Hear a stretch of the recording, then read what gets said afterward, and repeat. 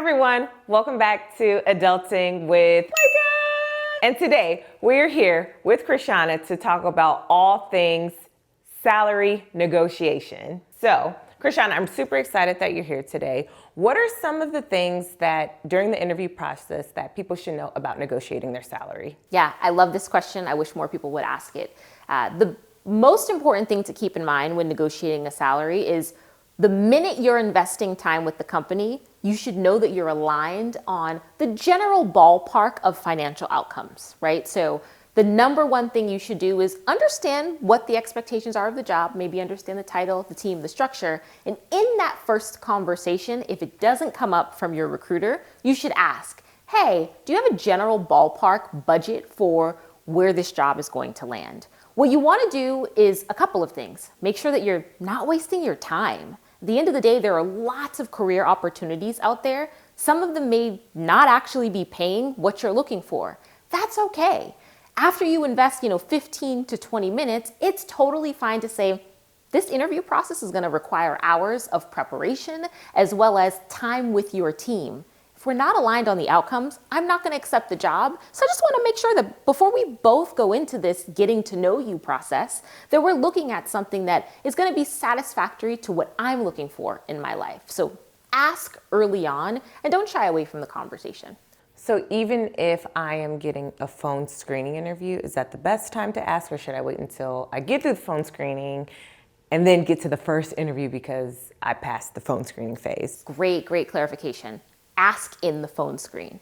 There's a way to do it tactfully, however. I have definitely had candidates who get on the phone and say, well, what's your budget? That's a bit of a turnoff. You're like, oh, wait a second. There are a couple of options here. So when you get time with the recruiter, you should think of it as a mutually evaluative process. They're going to be listening to you, trying to understand what you've worked on and the impact that you've had, and seeing if that aligns with what they're looking for. But you should be doing the same. You should be thinking about where you want to go in your career and asking the recruiter general questions about the team, the structure, the day-to-day. They might have some insight to that, as well as the logistics, like salary, like benefits package, like if you're thinking about starting a family, what does parental leave actually look like? And so those questions are absolutely fine to add to a very early conversation because there may be just resources. They might say, you know what, Micah, those are really great questions. I'm going to send you an email that summarizes everything that we offer. That way, before you invest hours to get to know the hiring manager or the team, you're like, oh, I can see myself going to this company and they're aligned with my financial expectations. I definitely have done the opposite in other jobs before where I thought it was just a little bit too upfront in asking about the salary, where I would do the phone screening, I would do the first round, second round interview, only to get to the very end and to realize that the salary that I was hoping for did not align with what my expectations were. And being very nervous to ask that conversation, I felt like I had to kind of overly perform and just kind of show what it is I was able to do with that job or what I could do with that job, and asking not only about the salary piece, but just like the benefits, paid time off, medical, dental, and all those things. And so I think that what I'm hearing is that it's better to just sort of ask up front, and there's a tactful way of asking it, but also in a way where I don't waste my time, but I also don't waste the time of the recruiter. Let's say I actually like the range that they're offering. Aside from being distracted by the salary range that meets my needs, what are some other questions that I should also be asking that could potentially be helpful for me in the long term? Absolutely. So in addition to a budget, every company has a different compensation philosophy. A compensation philosophy is how they think about compensating for the work. That could be bonus heavy. It could be pay for performance, meaning if you want a manager's salary, they want to see you acting as a manager before they put you up for promotion and not just saying, hey, I want to be promoted. They can also have a philosophy where they say your salary is what your salary is. We do not increase that over time. We will do cost of living adjustments, but not jumps in your salary. There may be a world where they say, if you get promoted, you get a change in salary, but nothing in between.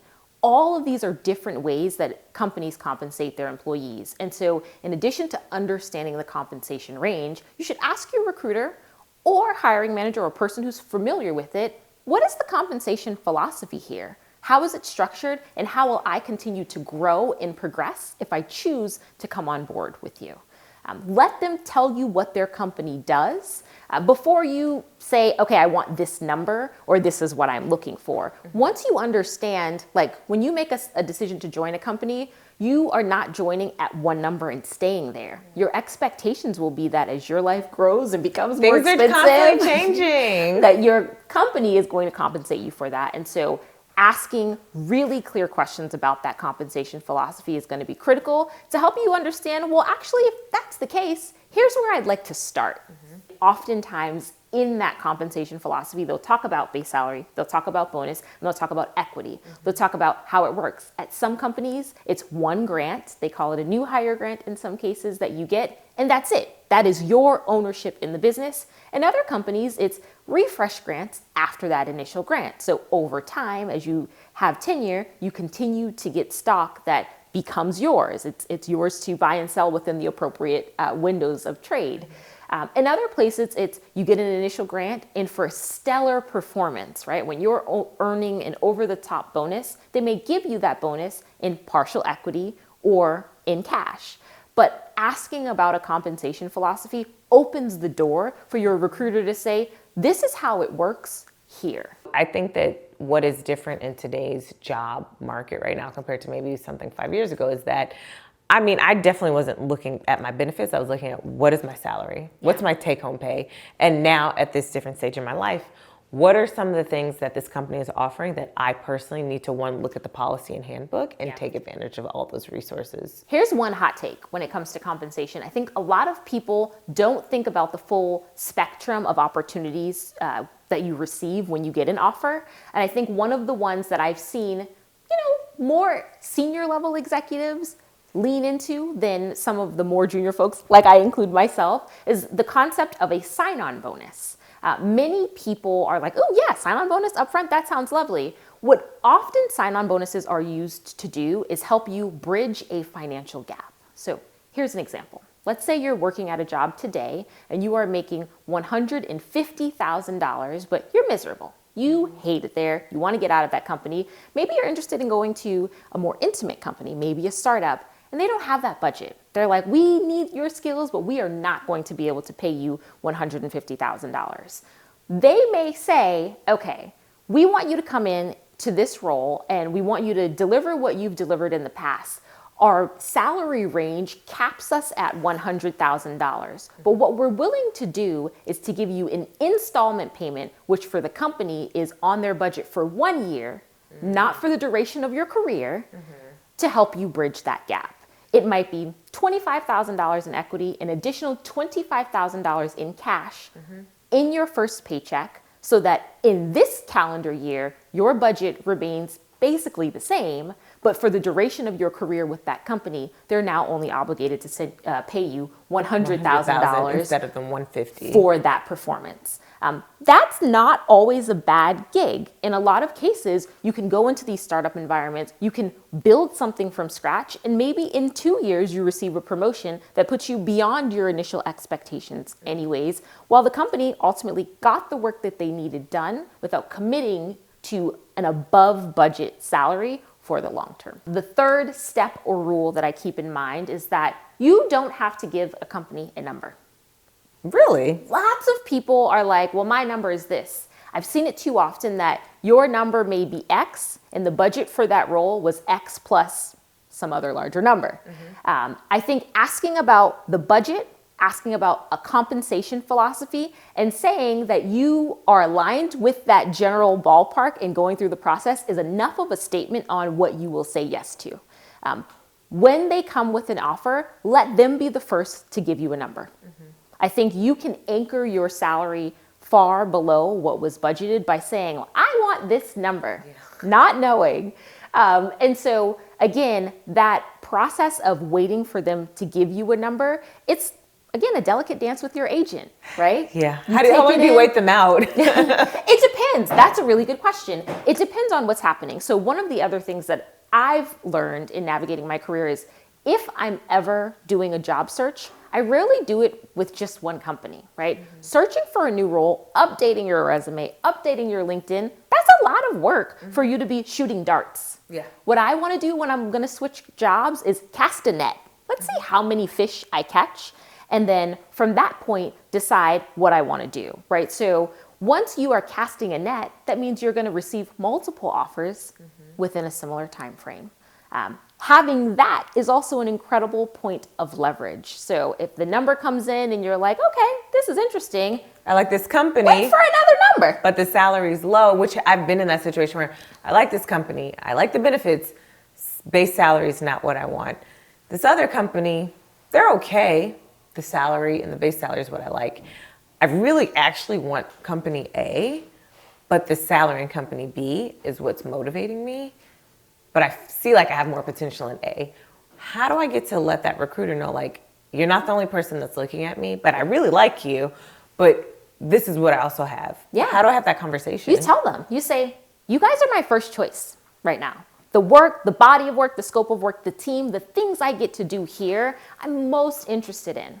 Right now, it's also really important for me to support my life. I have this other offer that's meeting my expectations. What is it that you guys can do to help me get closer to this? Because I have to take it into serious consideration, despite the fact that you are my first choice. Is there a scenario where I can actually ask the recruiter from company A, hey, I like you, here's the base salary that company B is offering me, but company B needs a response from me.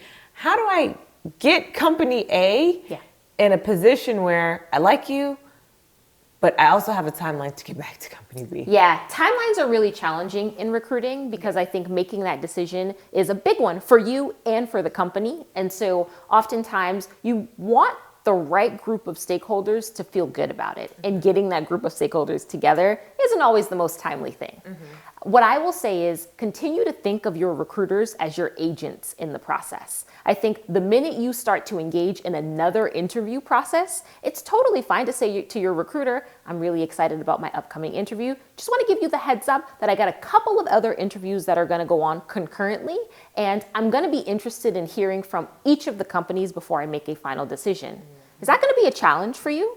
Sometimes it will be, right? And that's a hard decision that you have to make to say, okay, well, if you need a decision before I have offers from other places, I'm either willing to commit to that or I'm not. And that's okay too. But when you are upfront in communicating all the logistics of your process with your agent and advisor, AKA your recruiter, you're more likely to be able to be on the same page and not run into a scenario where you're like, I don't know, I have to respond to this email. I haven't written back yet. What do I do? You don't want to do that. We're adults. We're adulting with Micah. Adulting, yes. And so we got to have these tough conversations. Yeah. But how do you navigate these conversations? Show ownership of your calendar. And so here's what I would do. If I were interviewing with a company that I was really excited about, but again, my own philosophy, if I'm going to interview at one place, I'm going to interview at multiple places. That's just, it's the same work. And so if I'm preparing myself for that process, I think it only makes sense to spend some time at all of the options that I'd like to explore at that particular moment. When I do that, I go to my recruiter and say, I'm super excited about this. Just want to give you the heads up that I've got 2 other interview processes that are ongoing, and we're anticipating they wrap up around this time frame. Is that going to be problematic if I'm not able to make a decision, or does your team have a particular timeline I should keep in mind? I think also as I continue to progress, if I receive an offer from a company that's maybe not my first choice, and my first choice company is taking a little bit longer, I check back in. I say, hey, I'm really excited about this opportunity. I wanna be on this team, but I've got an offer in hand, and the expiration date on my offer is X date. Do you think your team will have a timeline for even a verbal offer for me to understand what I'm going to be expecting from you guys in the end? Just being transparent and owning your time. Yeah, no, I like that. And that's all things adulting too, like where it's like, these are tough conversations, but they don't actually need to be tough. It's just being transparent up front where you're not wasting not only your time, but the company time, the recruiter. The recruiter is really your agent and advocate. Do us the favor. Yeah. Recruiters need to know when something's going to come up. What's coming up, because you could potentially be trying to get and qualify an interested candidate in front of your executive level leadership, but this qualified candidate that you think would be a great fit for your team is probably about to sign on the dotted line. Yeah. And so to manage those expectations, because you also don't want to close a door where potentially, hey, if I sign on the dotted line to this agency or this company here, maybe in a year things change. And I actually do want to tap back into you, not burning a bridge, but really just keeping those lines of communication open and just saying, hey, this is where I'm at. Not to kind of put you all under the time crunch, but this is where I'm at in my personal journey of this career navigation process. Absolutely. Awesome. I also think the last piece I would say about negotiating the salary is don't be afraid to get into the details. Once you have the offer in front of you and you're not saying, here's my expectations and waiting for an offer, but just getting that first offer, don't feel pressured to just say yes. If you've received an offer, it's because the team is interested in you. They want you to join and they want to set you up for success. In most cases, they're not trying to keep something from you. And so when you sit down and look at your current financial situation or just current lifestyle and you compare your current earnings to what's being offered, if you notice any gaps, whether it's fewer days of PTO, whether it's more of a burden of commuting to the office or less equity or the time frame of bonus payouts, literally every line of that contract is a decision you have to make. Don't be afraid to go back to your recruiter and dive into those details and say, this generally looks good. I'm a little worried that in my current role, I have, 35 days a year of PTO, and in this one, I've got 21. I've already made plans. What's the PTO culture? How does that work? Am I going to have to change the plans I've already made for the rest of my year so that I can fit within your smaller number of PTO days? Or is there a culture where you're like, oh, you've already locked in a vacation?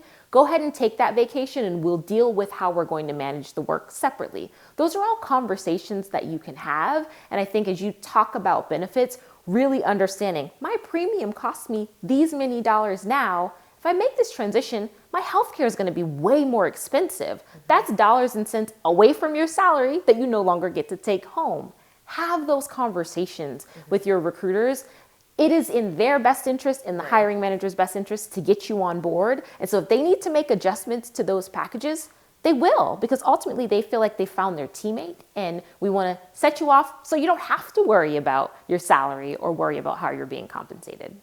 I definitely think that this was very great perspective to think about, and I hope my listeners on Adulting with Micah thought this information was beneficial as well. If you are trying to navigate your career, please be sure to let us know in the comments down below. And where can the people find you, Krishana? Sure. I haven't set up anything major yet, but if you have career questions, I'm always happy to offer my advice. My email is at Krishana, Krishana.R.Hall @gmail.com. Okay, awesome. Well, thank you so much for hanging out with us today, and we'll see you on our next episode. Take care.